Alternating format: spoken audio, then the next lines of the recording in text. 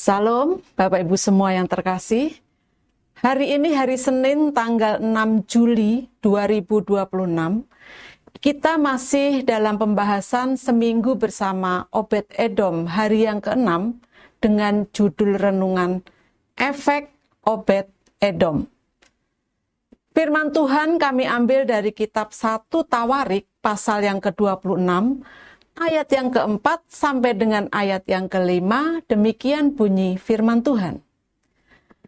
Obed-Edom mempunyai anak-anak, yakni Semaya anak sulung, Yosabat anak yang kedua, Yoah anak yang ketiga, Sakar anak yang keempat, Netanel anak yang kelima, Amiel anak yang keenam, Isakar anak yang ketujuh, dan Peletai anak yang kedelapan. Sebab Allah telah memberkati dia.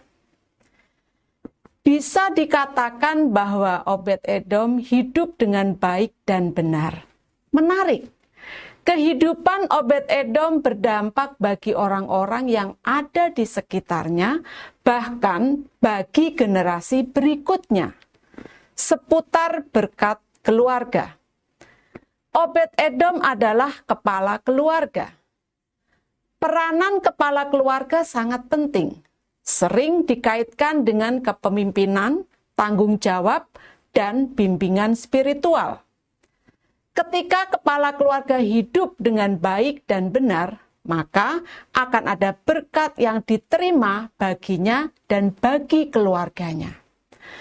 Penyebutan Tuhan memberkati Obed-Edom dan seisi rumahnya menunjukkan bahwa kehidupan Obed-Edom berdampak bagi seisi rumahnya. Jika diurutkan, tentu saja Tuhan terlebih dahulu memberkati Obed-Edom, kemudian barulah memberkati seisi rumahnya. Efek lintas generasi. Berkat yang bermula dalam kehidupan Obed-Edom tidak berakhir padanya.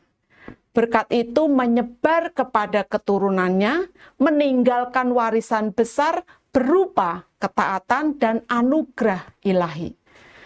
1 Tawarik 26 ayat yang ke-4 sampai dengan ayat yang ke-8 menggambarkan keturunan Obed-Edom dan kedudukan mereka dalam peribadatan.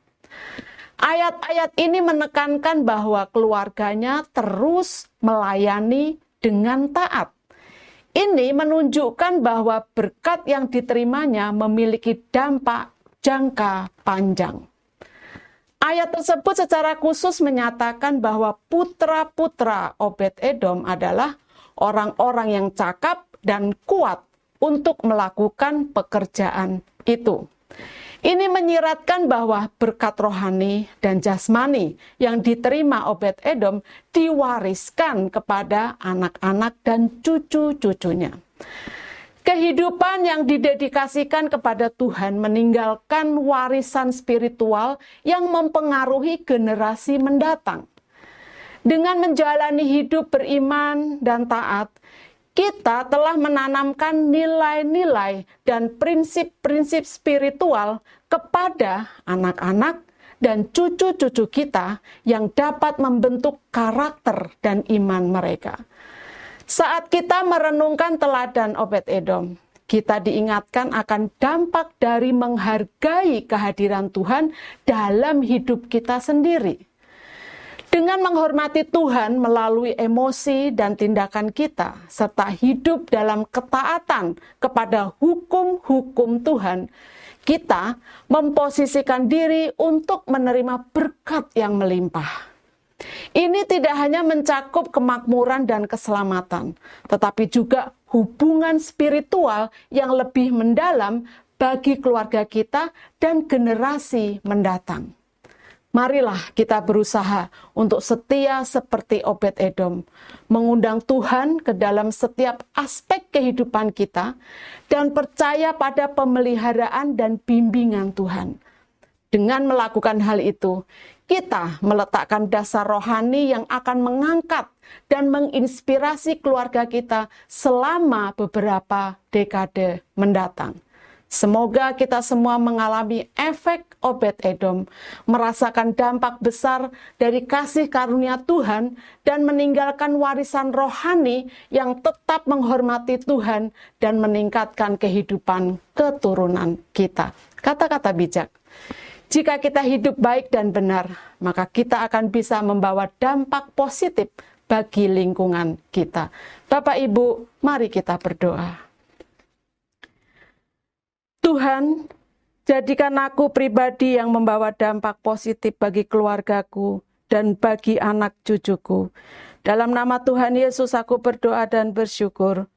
Amin. Puji Tuhan, selamat berkarya. Tuhan Yesus memberkati kita semua. Amin.